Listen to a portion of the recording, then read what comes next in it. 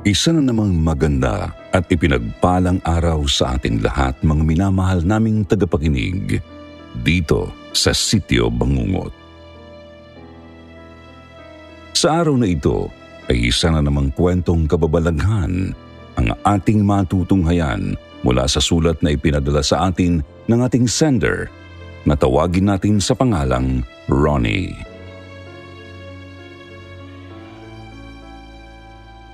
Ano nga ba ang gagawin mo kung bigla ka na lang makakita ng mga bagay na tila ba nagpapahiwatig umano ng iyong katapusan? Kanino ka hihingi ng tulong at paano mo nga ba ito pipigilan?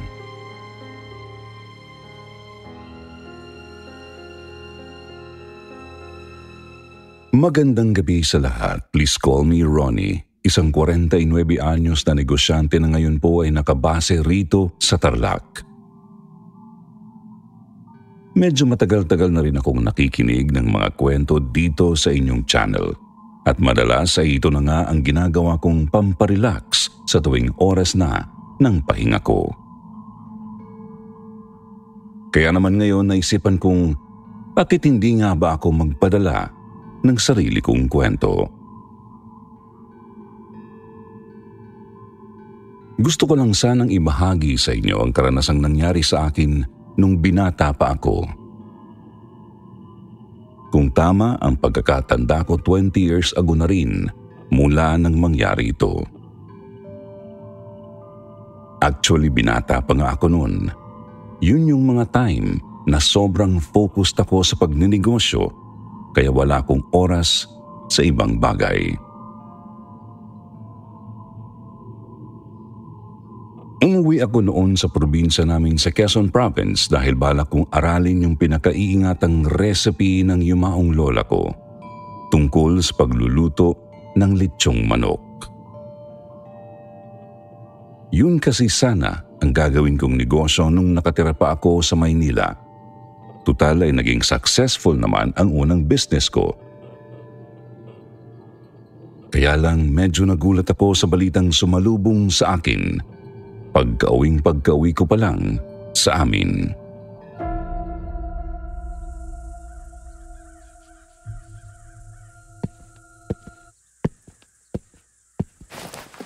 Pre, patay na si Chuboyong. Eksaktong-eksakto nga ang dating mo eh. Ngayon ang unang araw ng lamay niya. Ha? Bakit? Anong kinamatay? Hindi po agad nasagot ng pinsan kong si Junel ang tanong ko. Nagkatinginan pa sila ng kapatid niyang si Junior bago siya biglang nagkibit balikat. Ang sabi, naputukan daw ng ugat sa may batok. Nakita na lang kasing nakahandusay ang si Choboyong dun sa likod ng bahay nila. Kaya lang duda kaming yun niya ang kinamatay niya. Eh bakit naman? Abay, sa totoo lang. Sunod-sunod na ang namamatay dito sa atin, pinsan. Abay, kalilibing nga na ang ni Aling Maming noong isang araw. Alala mo ga yun? Yung nagtitinda ng kakanin. Nung isang buwan naman, namatay na rin si Consi. Pati nga si Mang Damian nadali rin. Siguro mga 3 buwan na rin ang nakakalipas. Hala, hindi kaya may kumakalat na sakit dito sa atin. Ano lang sabi ng barangay? Wala man lang bang aksyon? Wala naman kasing nakitang ebidensya, pinsan. Magkakaiba naman kasi ang dahilan ng pagkamatay nila, hindi lang iisa. Ang usap-usap nga rito, baka raw dinapuan lang talaga ng malas ng barangay natin. Kaya nga hindi namin maiwasang matakot eh. Hayun, palagi na tuloy puno ang kapilya. Naging madasalin tuloy ang mga tao rito sa sobrang takot na baka sila naman ang susunod na malasin. Napailing na lang ako sa sinabi ni Junel, Sir Jupiter. Pagkatapos ng kwentuhan namin, sabay-sabay na kaming dumalaw dun sa burol ni Choboyong na isang malayong kamag-anak namin. Sumaglit lang kami doon dahil hindi naman talaga yun ang dahilan, kaya ako umuwi.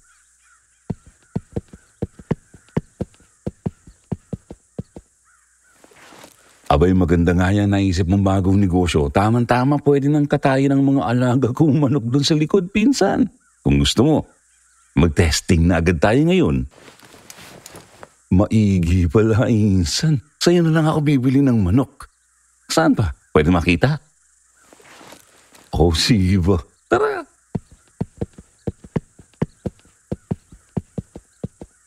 Isinama ako ni Jonel dun sa likod bahay nila, Sir Jupiter. Pero imbis na yung mga manok agad ang mapansin ko ay iba ang nakapukaw ng atensyon ko. Teka, mga kabaong yan insan. Ikaw ang gumagawa? Hindi. 3 kami dyan ni Junior tsaka yung isang barkada ko.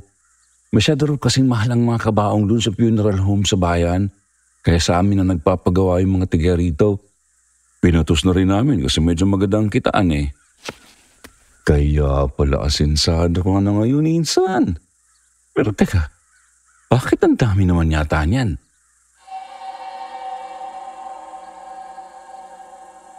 Parang medyo kinilabutan ako, Sir Jupiter, habang tinititigan yung mga kabaong na ginagawa ni na Junel na nakatambak dun sa malawak nilang likod bahay. Siguro may 6 yata ang bilang nun kung hindi ako nagkakamali. Sabi ko naman kasi sa iyo, pinsan, sunod-sunod talaga ang namamatay dito. Nakakakilabot mang isipin pero yan talaga ang bilang ng mga nagpapagawa sa amin ngayon. Ganun ba? Asan na nga ulit yung mga manok?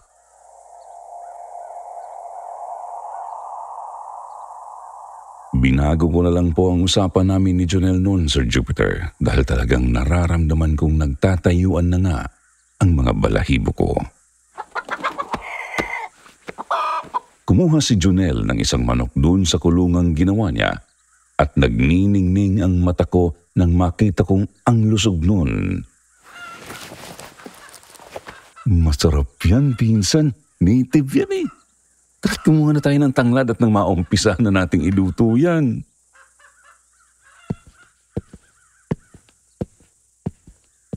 Sasamahan pa sana ako ni Junel na kumuha ng tanglad dun sa may bukid na malapit sa ilog. Kaya lang bigla siyang nagkaroon ng bisita.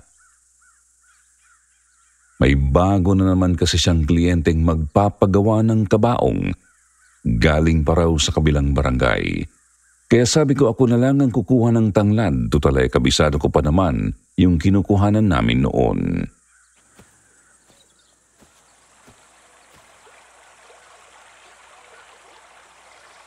Kaya lang pagdating ko dun sa may ilog, nakita kong sira naman yung tulay na dinadaanan namin para makatawid kami sa kabilang bahagi kung nasaan yung bukid na kinukuhanan namin ng tanglad.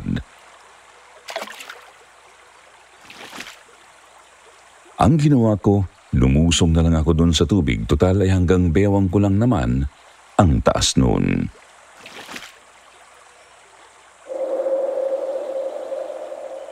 Oh, ano yun?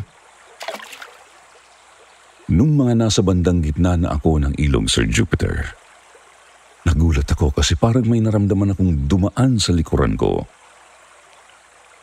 Lumingon naman ako doon pero nagulat ako nang makita kong inaanod na kabaong pala yung dumaang yun.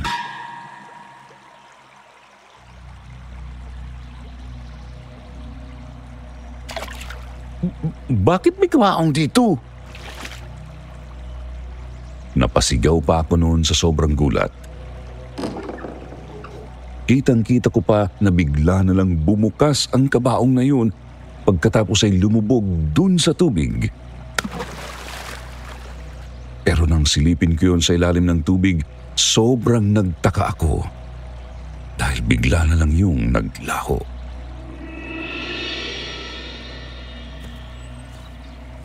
Oh, pinsan, ano ginagawa? Nakalusong ka dyan sa may ilog. Nagitla ako nang bigla na lang may nagsalita sa likuran ko. Nakahinga naman ako agad ng maluwag nang makita kong si Junel pala yun. Ikaw lang pala yan, insan. Aatakihin ako sa puso eh. Ay, nagulat ka ba?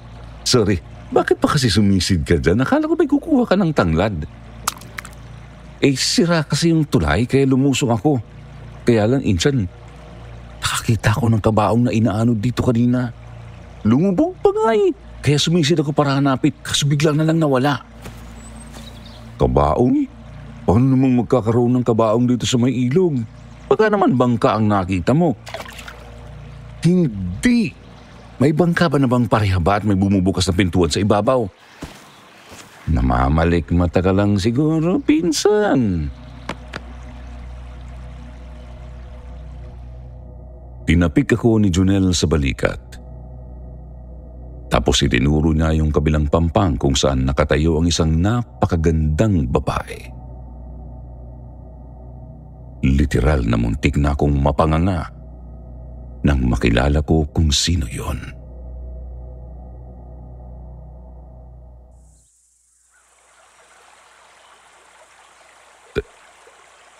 Teka, yan na ba yung matalik na kaibigan mong si Tasha, pre? Yung babaeng maton noon? Yung parang lalaking kumilos? Oo, Ronnie. Siya nga. Nagpasama siya sa akin dito nung nalaman niyang umuwi ka. Siguro hanggang ngayon maasa pa rin siya dun sa pangako mo sa kanya noon na pakakasalan mo siya kapag nagmukha na siyang babae. Ha? Nakaalala niya pa rin ba yun? Oo naman. Aawa na nga ako dyan eh. Alam mo, hanggat maaga pa'y busted-in mo na yan at nang makamove on na. Ang lakas ng tama niyan sa'yo eh. Para na nga yan timang. Natatawa pa si Junel habang binubuking sa akin ang kababata niyang si Tasha. Ako naman ay seryosong hindi ko maialis ang tingin ko doon dahil talagang namangha ako sa laki ng ipinagbago niya. Mukha kasi talagang lalaki si Tasha nung mga bata pa kami.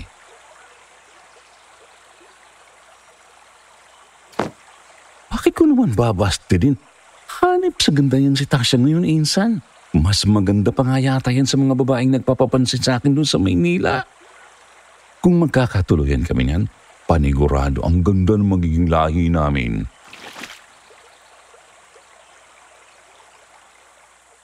Natawa na lang kaming pareho ni Junel sa sinabi ko, Sir Jupiter. Pagkatapos ay nilapitan na namin si Tasha. Nakalimutan ko na talaga yung tungkol sa nakita kong kabaong na lumulutang sa ilog dahil wala na nga akong inatupag noon kundi ang makipagkumustahan kay Tasha.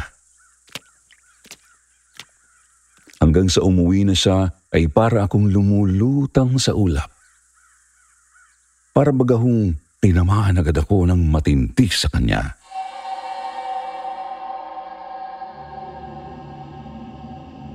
Hindi tuloy ako nakatulog agad ng gabing yun.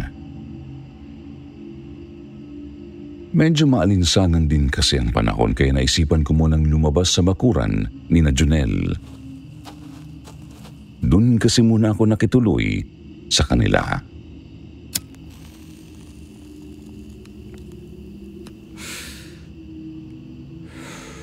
Nagsindi ako ng yosi at nagsimulang maghitit-buga ng usok mula doon habang nakasandal ako sa hamba ng pintuan.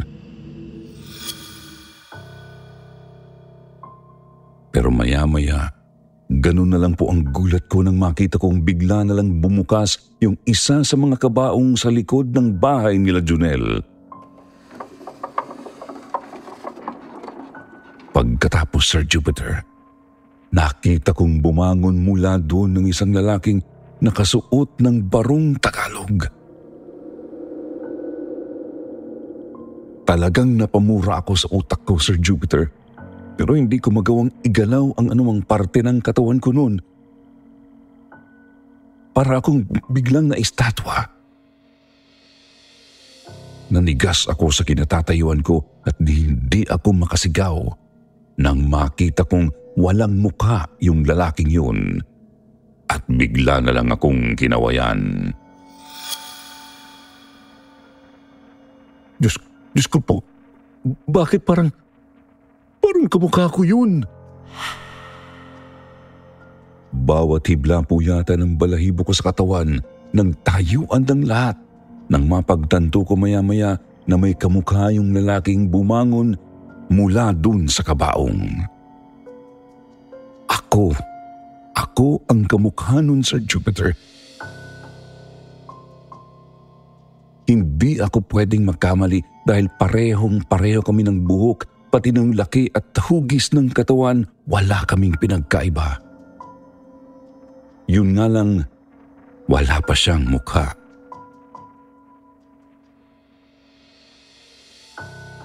Nung nakita kong unti-unti na siyang tumatayo mula dun sa kabaong, pinilit ko ng sarili ko na makagalaw at dali-dali kong isinara ang pintuan ng likod bahay ni na Junel. Sa unang pagkakataon, naranasan kong mangatog ang tuhod sa sobrang takot. Pagkatapos ng pagharap ko sa likuran ko, ay nakasalubong ko na naman ang pinsan ko.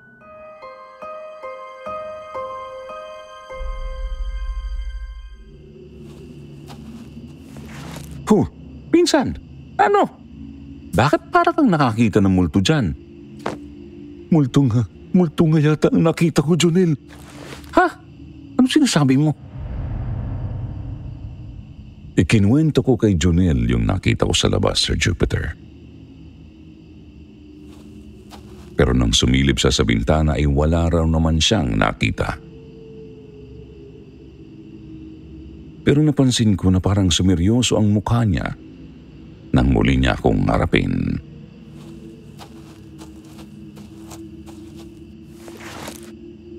Pinsan, sa tingin ko, kailangan mo nang umalis. Bumalik ka na muna ng Maynila. Hindi na biro yung nakikita mo eh. Baka mamaya nakursundahan ka ng gumagalang salot dito sa lugar natin. Salot? Anong ibig mong sabihin, Insan? Sinong salot? Si kamatayan. Yun kasi ang usap-usapan ng mga tao dito sa atin. Kaya raw sunod-sunod ang mga binabawian dito ng buhay ay dahil gumagala raw dito si kamatayan.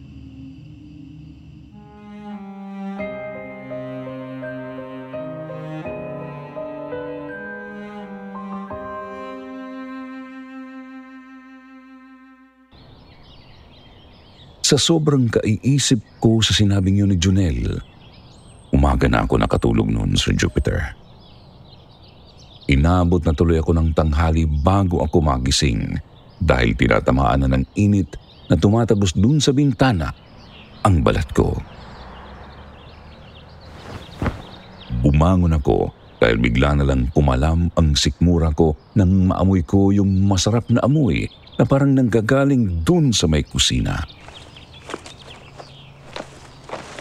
Dali-dali akong nag-asikaso at nagbihis. Pero paglabas ko po ng kwarto, muntik na akong madapa dahil ang bumungad sa akin doon ay isa na namang nakabukas na kabaong na kulay itim na parabang inaanyayahan akong sumakay sa loob. Ay! Hindi ko napigilang mapahiyaw, Sir Jupiter.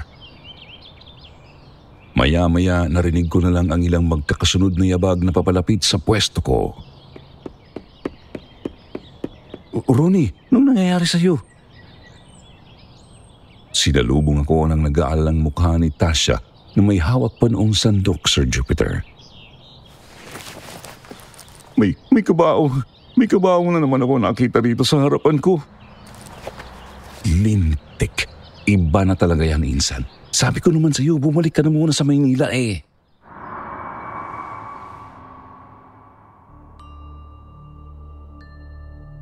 Biglang sumang-ayon si Tasha sa sinabi ni Junel, Sir Jupiter. Naikwento na po pala sa kanya ni Junel ang nangyayari sa akin. Kaya kahit ayaw niyang umalis ako ay siya na rin mismo ang kumumbinsi sa akin na bumalik na muna ng Maynila. Sumang-ayon na lang din ako dahil medyo natatakot talaga ako sa nangyayari. Ang sabi rin sa akin ng iba pa naming mga kamag-anak doon ay malamang daw na pahiwatig ang mga nakikita at nararanasan ko. nagpahiwatig na maaaring may masamang mangyari sa akin kapag hindi pa ako lumayo. Pahiwatig na baka ako na ang susunod na papanaw.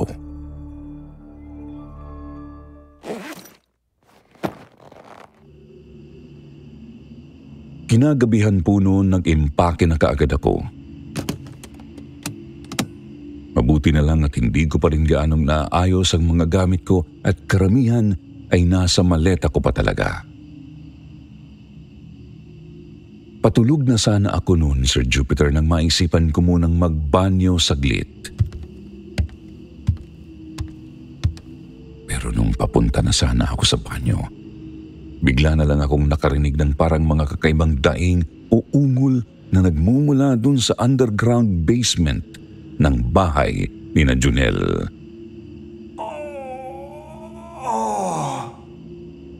Nag-alala ako, Sir Jupiter, kaya dali-dali akong bumaba dun sa basement. Baka kako na aksidente si Junel o di kaya si Junior kaya dumadaing. Pero hindi ko inaasahan ang naabutan ko doon, Sir Jupiter. Nakita ko po kasi si Junel, hubad-baro at nakaluhod sa isang sulok. Parang hirap na hirap siya habang tagaktak na ang pawis sa buo ng katawan.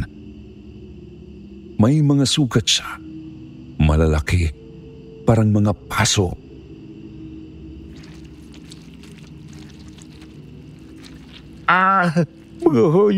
Mga hayop kayo, kahit anong gawin nyo, hindi ko sasabihin ang pangalan ko.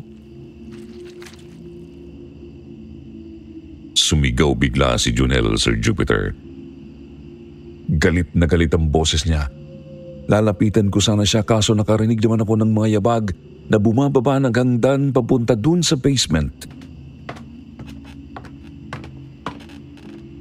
Hindi ko alam kung bakit naisipan kong magtago sa sulok dun sa likod ng lumang generator na medyo madilim na parte ng silid na yun. Tapos nakita ko si Junior at yung kabarkada ni Junel na lumapit sa pinsan kong tila hirap na rin ng mga sandaling yun.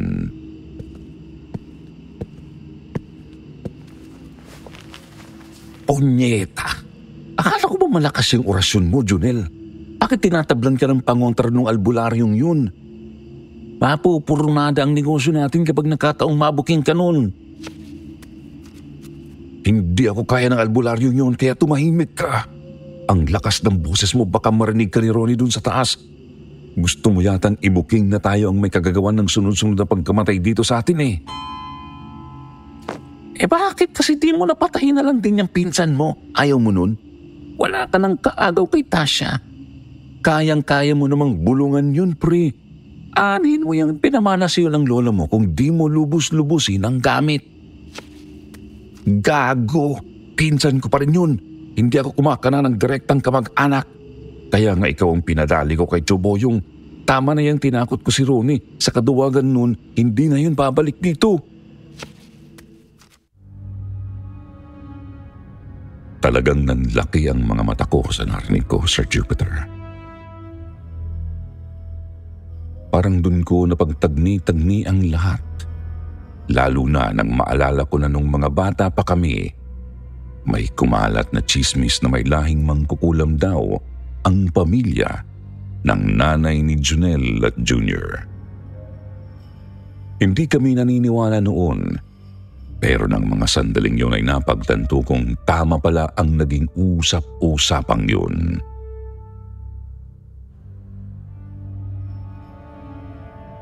Hindi ko alam kung gaano ako katagal nagtago dun sa basement. Basta hinintay ko na makatulog yung magkapatid at makaalis yung barkada nila. Tapos saka ako nun sumipat.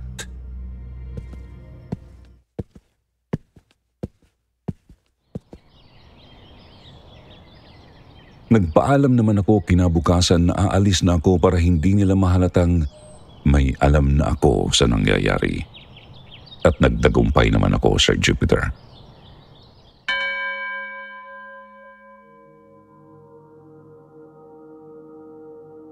pero nang makarating ako sa Maynila, sa simbahan ako dumiretso.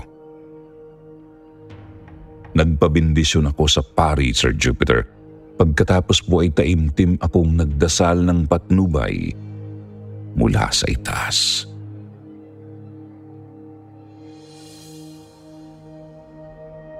Nilakasan ko na lang din ang loob ko na kontakin si Tasha pagkatapos noon at sinabi ko sa kanya ang lahat ng nalalaman ko. Nagpapasalamat na lang po talaga ako sa Diyos at mabilis na naniwala sa akin si Tasha. Matagal na rin daw niyang napapansin ang kakaibang mga ikinikilos ni Junel.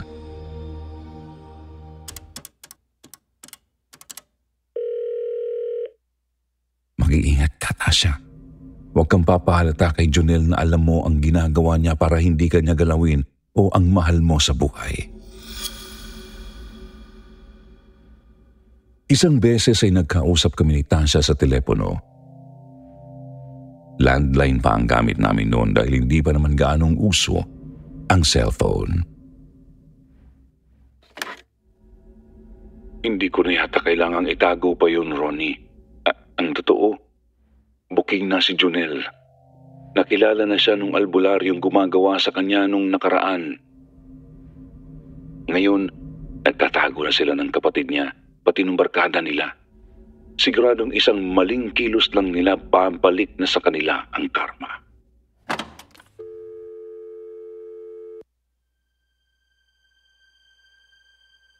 Wala na kaming naging balita pa kina Junel pagkatapos ng nangyaring yun, Sir Jupiter. Hindi na talaga sila nagparamdam dun sa lugar namin at iniwanan na lang nilang abandonado yung bahay nila hanggang ngayon.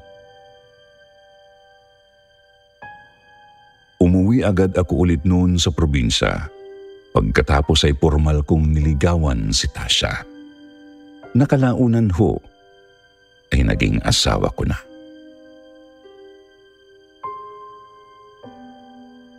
Kung tatanungin niyo ako kung natakot ba ako noon na baka balikan ako ni Junel dahil itinuloy ko pa rin ang panliligaw sa babaeng matagal na pala niyang gusto, ang sagot ko ho ay hindi. Alam kong hindi ako kayang galawin ni Junel dahil malaki at matibay ang tiwala at pananampalataya ko sa Diyos. At naniniwala akong walang anumang kapangyarihan sa mundo ang mas hihigit sa Kanya, lalong-lalo na kung ito ay galing sa masama.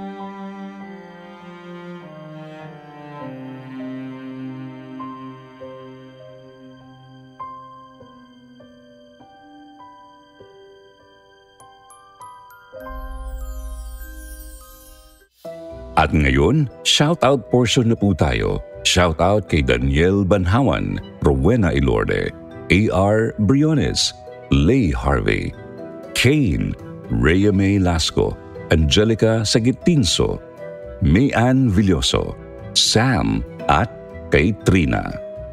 Basahin naman natin ang ilan sa mga gandang comment mula kina Janice Garcia at Amy Aiko. Sabi ni Janice, "Good evening, Sir Jupiter. Cooking while listening. Now lang ulit nakapakinig. Sunod-sunod kasi nagkaroon ng patay sa kamag-anak ko at kamag-anak ng asawa ko. Kaya naging busy. Pero syempre, di ko nakakalimutang pakinggan ang mga bagong videos nyo habang matutulog na." Sabi naman ni Amy, "Hello mga kasityo. Not skipping ads dito at sa KT kapag nakikinig ako to support sa mahusay at maganda niyong channel." Sa mga hindi po nabanggit sa susunod na lang po, huwag niyo pong kalimutang mag-reply sa ating shoutout box na nasa comment section para ma-shoutout ang pangalan niyo. Muli po mula sa bumubuo ng Sitio Bangungot, ito po ang inyong lingkod, Jupiter Torres, nagpapasalamat.